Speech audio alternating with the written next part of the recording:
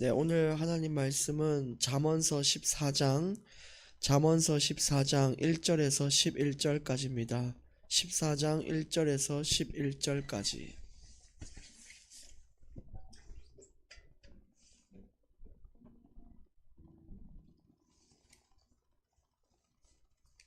여러분, 오늘 말씀의 제목은 자기의 길을 아는 자입니다. 자기의 길을 아는 자. 여러분은 여러분들이 잘 가고 있는지 혹시 그런 게 보이시나요? 내가 가고 있는지, 뒤로 가고 있는지, 멈춰 있는지, 넘어졌는지, 아니면 어디 벤치에 앉아 쉬고 있는지, 뭐 다양한 인생에 보여지는 것들이 있습니다. 근데 우리는 과연 어떤 길을 가고 있으며 어떤 상태에 놓여져 있는지 그런 것들을 아는 것이 중요하죠.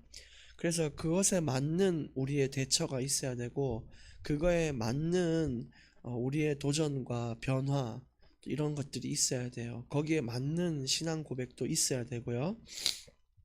우리가 자주 하는 말 중에 철들어야 된다 이런 말 있죠. 여기서 철들어야 된다 이 말이 때와 시기를 알아야 된다 이 말이에요. 예를 들어서 학교 시험을 일주일 앞둔 학생이 공부는 안 하고 계속 놀러 다닌다? 이게 철없는 거죠. 노는 게 문제가 아니잖아요. 살면서 놀 수도 있고 그런 쉼이 필요합니다. 근데 왜 그 노는 학생에게 철없다고 하죠? 지금 당장 시험이 있으면 시험을 준비해야 되지. 노는 거는 조금 놔두고 미뤄야 된단 말이에요. 근데 자기가 지금 무엇을 해야 하는지 모르니까 그 사람은 철이 덜 들었다 이렇게 볼 수 있는 거예요. 그것처럼요. 우리 인생에도 우리 신앙에도 철이 들어야 됩니다. 인생의 철도 들어야 되지만 신앙에도 철이 들어야 돼요. 지금 우리가 처해져 있는 상황들 여러분 다 다르시겠지만 하나님은 어떤 의도를 가지시고 우리에게 그 상황을 허락하셨습니다. 근데 그 의도와 상관없이 살고 있다면은 하나님이 우리에게 야, 너 철 좀 들어라 이렇게 이야기를 하시는 거죠. 하나님은 네가 이렇게 하기를 원한다라는 의미로 어떤 상황을 주셨는데 그것과 전혀 상관없이 산다. 그게 진짜 철이 덜 든 신앙인입니다. 오늘 말씀의 제목이 자기의 길을 아는 자인데 진짜 우리가 어떤 길을 가고 있는지 잘 파악해서 신앙의 철든 자가 되기를 원합니다. 무엇을 해야 할지 아는 인생이 되시기를 정말 그렇게 여러분들을 축복합니다. 지금까지는요, 우리가 개인을 살리는 지혜에 대해서 주로 다뤘어요.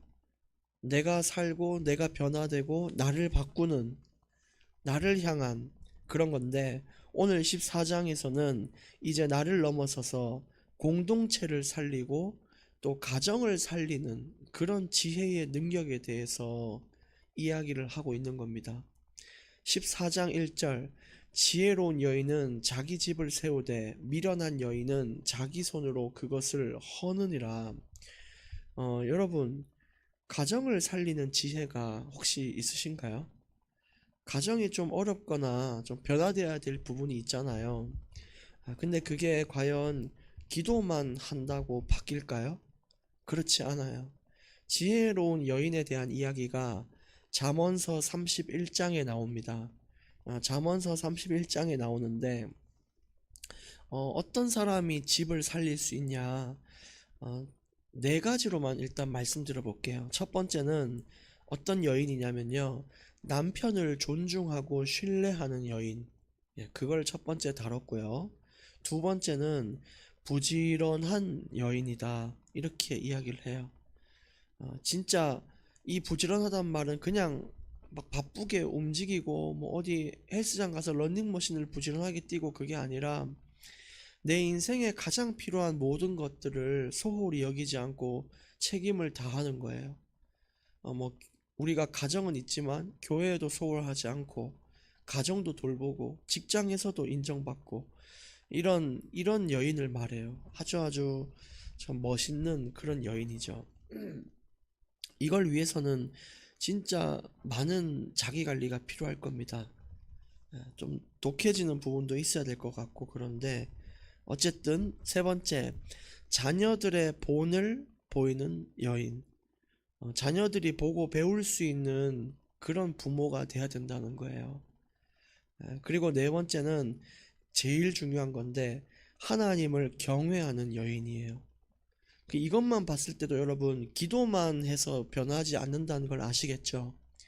항상 삶에서 행동으로 하나님 앞에 인정받는 여인, 그런 여인들은 자기의 가정을 똑바로 세울 수가 있다라고 합니다. 정말로 여러분, 이런 것에 도전을 해 보시길 바랍니다. 그런데 반대로 미련한 여인은 자기 손으로 가정을 허문다 이거예요. 그러니까 너무너무 게으르고 나태하고, 항상 이제 본이 돼야 되는데 안 좋은 것만 보이고, 이렇게 되면은 가정이 바로 서기가 어렵다 이런 거죠. 그래서 여러분, 정말 가정을 바로 세우고 싶으신 분들은 기도는 여러분 당연한 거고요. 기도를 하셨다면 이제 하나님 앞에 나의 삶의 행동으로 보이시길 바랍니다. 하나님이 응답 줄 수밖에 없는 사람으로 인정을 받으시길 바랍니다. 그럼 그때부터 가정은 회복되기 시작합니다. 2절, 정직하게 행하는 자는 여호와를 경외하여도 패역하게 행하는 자는 여호와를 경멸하느니라. 이 정직이 뭔가요? 하나님의 뜻과 의도를 알고 행하는 자가 정직입니다. 그러니까 철든 자를 말하는 거예요. 내가 지금 뭘 해야 되는지를 아는 자입니다. 근데 여호와를 경외하는 자가 그렇게 행한다는 거예요. 늘 하나님이 어떤 말씀을 주실지 귀 기울이고 좀 경각심을 가지고 삶에서 미혹되지 않도록 노력하면서 그 말씀을 아주 소중하게 지키고 지켜서 결국은 하나님의 뜻을 이루고야마는 그런 사람이 정직한 자입니다. 그렇게 되려면 여호와를 경외하는 마음이 앞서야 된다는 것이죠. 그러면 인생이 형통하게 되는 거예요. 근데 패역하게 행하는 자는, 이런 사람들은 철없이 살면서 허송세월을 보내는 자들인데 아니나 다를까 여호와를 경멸한다라는 거죠. 뭐 어떤 말씀을 줘도 무시하고 별로 중요하게 생각 안 하고, 하나님이 말씀을 통해 경고를 주잖아요. 너 큰일 난다고, 진짜 파멸에 이른다고 했는데 뭐 하나님이 그럴라고, 이런 사람들이 있는데 그것은 말씀을 경멸하는 자들입니다. 진짜 하나님 앞에 두려운 마음으로 서셔야 되는 거죠. 3절, 미련한 자는 교만하여 입으로 매를 자청하고 지혜로운 자의 입술은 자기를 보전하느니라. 여러분, 미련한 자, 이 교만한 자 같은 맥락이거든요. 근데 입으로요 매를 번다 이거예요. 예를 들어 교만한 사람이 야, 난 다 잘한다, 못하는 게 없다 라고 얘기를 했는데 실제로 다 잘해요. 근데 어느 날 하나 못하는 게 나왔다. 그럼 사람들이 거기에 대해서 질타를 가하는 거예요.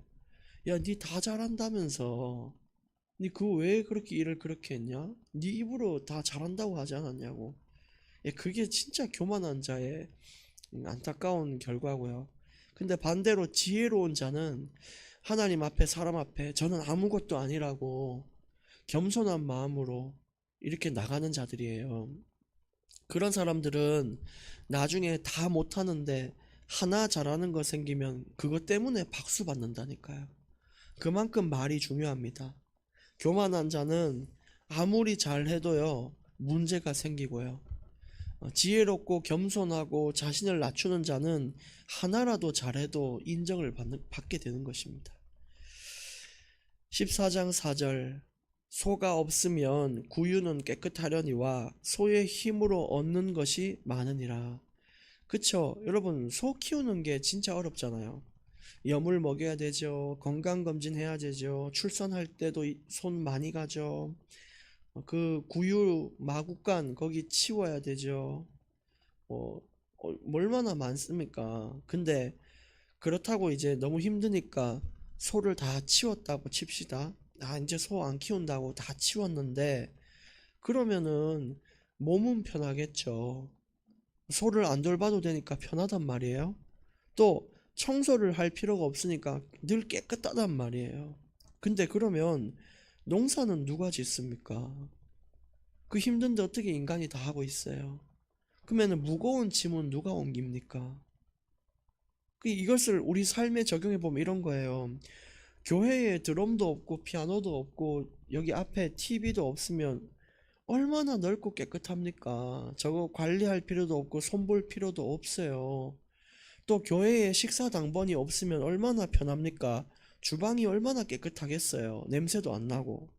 근데 우리가 그럼에도 불구하고 소를 키우는 이유가 있고 드럼을 갖다 놓은 이유, TV를 갖다 놓은 이유, 식사 당번을 하는 이유가 있다는 거죠. 그게 뭐냐면 그걸로 얻는 이득이 엄청나게 크다라는 거예요. 그래서 여러분 수고가 없이는 얻을 수 있는 것이 없습니다. 정말 인생의 어둠이 많도록 수고할 수 있는 지혜가 우리 삶에 있기를 원합니다.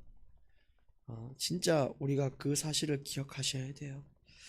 5절 신실한 증인은 거짓말을 아니하여도 거짓 증인은 거짓말을 뱉느니라. 예를 들어 재판을 하는데 법정에서 거짓 증언에서 무고한 자가 감옥에서 감옥살이를 해야 된다. 진짜 이거 하나님 볼 때 저주받을 일이죠. 죄악이잖아요.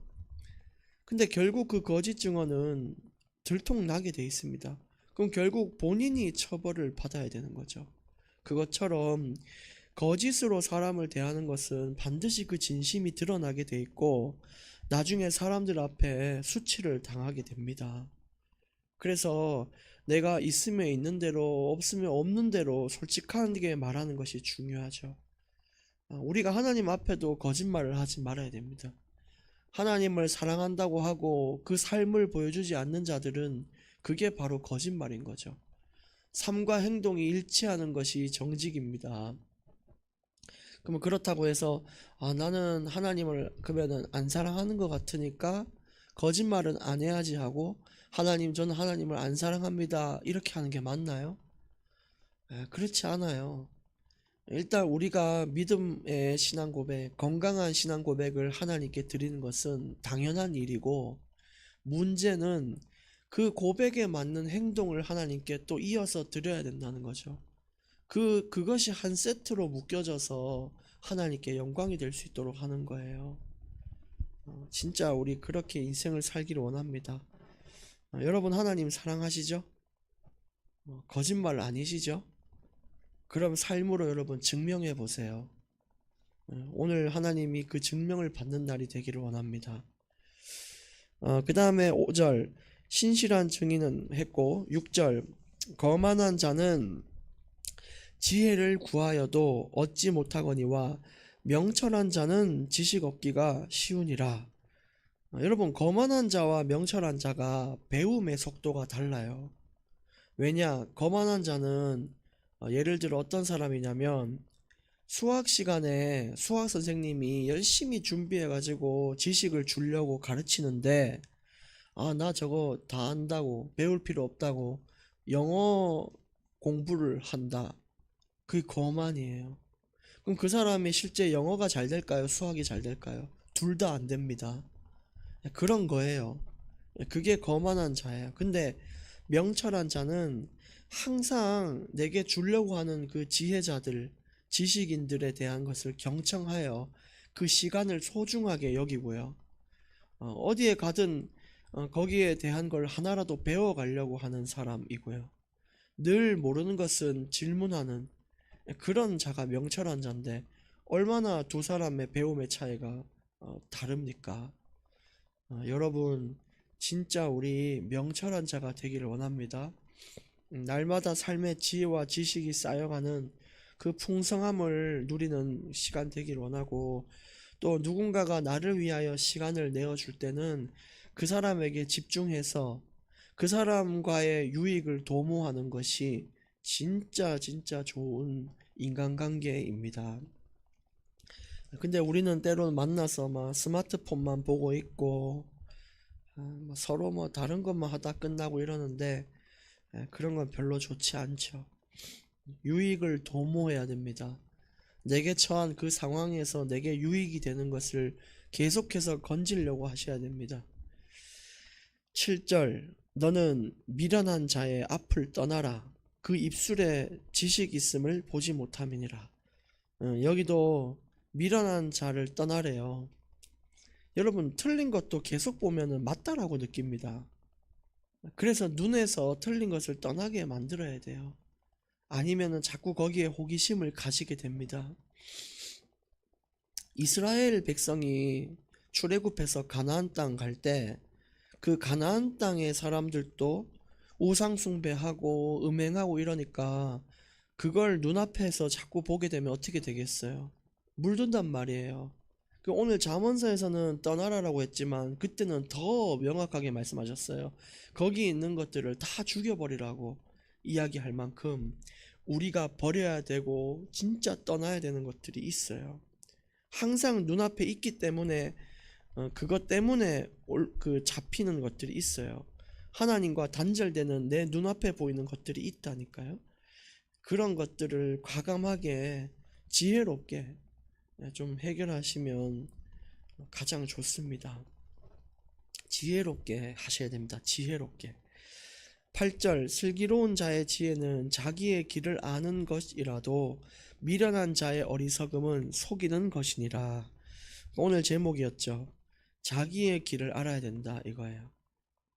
그러니까 지금까지 내용을 종합적으로 봤을 때 내가 이게 자꾸 내 눈앞에 있어서 안 됐구나 알면은 버리게 되죠. 자기의 길을 아는 거예요. 그게 내가 철이 없었구나, 그게 자기의 길을 아는 거죠. 내가 지금 하나님이 여기에 집중하라고 했는데 수학 시간에 영어 꺼내서 보듯이 내가 다른 거에 집중을 했구나, 이런 것들에 대한 판단이 나와야 우리가 해결을 할 수가 있는 거죠. 내가 교만했구나, 이런 걸 알아야 되는 거죠. 그래서 그렇게 아는 자는 슬기로운 자인데 미련한 자의 어리석음은 속인다. 누굴 속입니까? 자기 자신을 속이는 거예요. 아까 앞에 말한 슬기로운 자는 내가 잘 안 되고 있구나, 이렇게 판단해서 이야기를 하는 건데, 미련한 자는 틀린 길 가고 있으면서 난 참 잘하고 있어, 넌 멋있어, 넌 대단해, 인생은 그리고 원래 이런 거야, 나도 드디어 어른이 되었구나 하면서 지금 바꿔야 되고 버려야 되는 건데도 스스로 자기가 잘하고 있다고 속이는 거죠. 참 안타까운 인생입니다. 9절 미련한 자는 죄를 심상히 여겨도 정직한 자 중에는 은혜가 있느니라. 죄를 하찮게 여기고 대수롭지 않게 여기는 게 미련한 자예요. 유튜브에 소년 재판 담당하시는 판사가 재판하는 거 봤는데, 자녀들이 우르르 몰려다니면서 아이들의 돈을 또 꽤 큰 금액을 갈취하고 폭행을 했는데 부모가 우리 애는 일진이 아닙니다 이렇게 얘기하는 거예요. 그 판사가 모여서 돈 뽑고 폭력을 행하면 그게 일진입니다 이렇게 얘기를 하면서 부모가 그러니까 자식들이 이러는 거 아닙니까 이렇게 얘기를 하는 거예요. 근데도 정신 못 차리고 부모들이 다 어릴 때 애들이 그렇게 싸우고 크는 게 아니겠습니까? 이게 싸운 게 아니죠. 누가 봐도 죄악과 범죄 아니었습니까? 근데 그렇게 이만큼 지금요 너무 죄를 심상히 여기는 자들이 있어요. 하찮게 여기고 대수롭지 않게 여기는 것이 자녀를 망치는 것이죠. 근데 정직한 자 중에는 은혜가 있다. 그래도 이제 죄를 죄라고 하고 정말 하나님의 말씀으로 훈계하고 이런 자는 하나님의 은총을 받고, 또 여기서 은혜는 사람들의 호의도 포함되는 말이에요.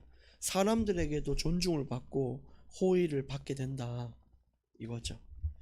10절 마음의 고통은 자기가 알고 마음의 즐거움은 타인이 참여하지 못하느니라. 우리가 살면서 인생에서 느끼는 고통도 엄청나게 크고 수고도 클 때가 있잖아요.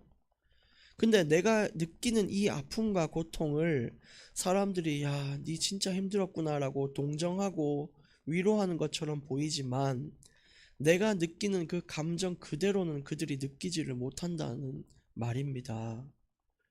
자기만 그 감정을 알고 그 고통을 알고 그 외로움과 그 역경을 알아요. 고스란히 그 자기 자신만 가지고 가는 거예요. 그리고 마음의 즐거움 역시 그러합니다. 정말 너무너무 기쁜데 나만큼 기쁜 사람은 없어요. 내 인생의 내일에 대해서 나만큼 기쁜 자가 있겠습니까? 없단 말이에요. 타인은 참여하지 못한다. 이렇게 얘기했잖아요. 그러면은 이 고통과 이 즐거움, 세상에서 얻는 모든 희노애락, 이것을 나와 똑같이 감정을 공유하는 그런 분이 있냐? 있죠. 누구냐? 그분이 예수 그리스도십니다. 내가 아픈 마음 그대로 예수님이 느끼시고 내 상처, 내 고통, 내가 근심하는 거 거기에 대한 그 슬픔을 예수님도 고스란히 느끼시고 나를 위해 중보하시며 진짜 나를 다독이신다 이거예요. 그러니까 여러분, 우리가 살아갈 때 주변을 의지하지 마시고 예수님만 의지하시고 또 비교 의식도 버려야 돼요. 저쪽 집 자녀는 잘하는데 왜 우리 집 자녀는 이렇고, 왜 저 성도는 은혜 많이 받고 기도 응답받는데 나는 안 되고. 여러분, 그게 필요하지 않아요. 왜냐? 인생에 내가 가지고 있는 고통과 즐거움은 타인이 참여하지 못해요. 나도 그들의 응답에 참여하지 못해요. 그런 말은 뭐냐? 내 인생은 누군가와 비교해서 이런 상대적으로 가는 인생이 아니라 하나님과 1대1로 단독적으로 사는, 하나님과 1대1에 단독으로 대면하는 그런 절대적인 인생이라는 것이죠. 그러니까 내가 남들보다 적어도 그러니까 내가 남들보다 뒤떨어진 게 있어도 내가 내 인생을 봤을 때 어제의 나보다 오늘의 내가 더 나으면 된다 이겁니다. 11절, 악한 자의 집은 망하겠고 정직한 자의 장막은 흥하리라. 결국 악인은 망하고 정직한 자는 삶의 흥함이 있는 겁니다.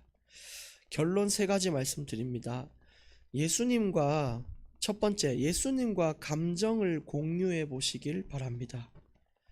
아까 그랬죠? 그분만이 우리의 즐거움에 참여하실 수 있고 그분만이 우리의 고통에 참여하실 수 있습니다. 그러니까 예수님과 감정을 공유하는 날이 되시기를 바라고, 2번째, 자기의 길을 분별하라. 내가 지금 어떠한 상황인지 그걸 정확하게 알아야 철든 신앙인이 될 수 있습니다. 3번째, 수고해서 유익을 얻으라. 수고하는 자에게 유익은 돌아옵니다. 아까 말씀드렸죠. 소가 없으면 구유는 깨끗하지만 소가 있음으로 인해 얻는 유익이 큰 것처럼 우리 인생에 수고하여 얻는 유익이 큽니다. 자녀들이 우리가 양육하고 돌보는 게 너무너무 힘들고 고생스럽죠. 그러나 그들이 바로 섰을 때 얻는 유익이 얼마나 크겠습니까? 여러분 정말 승리하시길 바랍니다. 그리고 오늘부터는 그 기도 시간에 마칠 때 제가 기도하고 마치는 것은 이제 생략하겠습니다.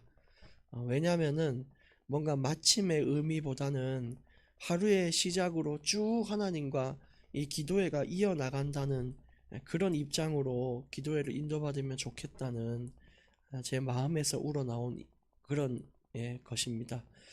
제가 기도하고 합심 기도하겠습니다. 하나님 감사합니다. 자기의 길을 아는 하원교회 전성도 되게 하셔서 하나님께 정말로 성숙한 신앙인으로, 철든 신앙인으로 설 수 있게 하여 주시옵소서. 그래서 우리의 삶이 늘 윤택하고 형통할 수 있도록 인도하여 주시옵소서. 예수님의 이름으로 기도합니다. 아멘. 네.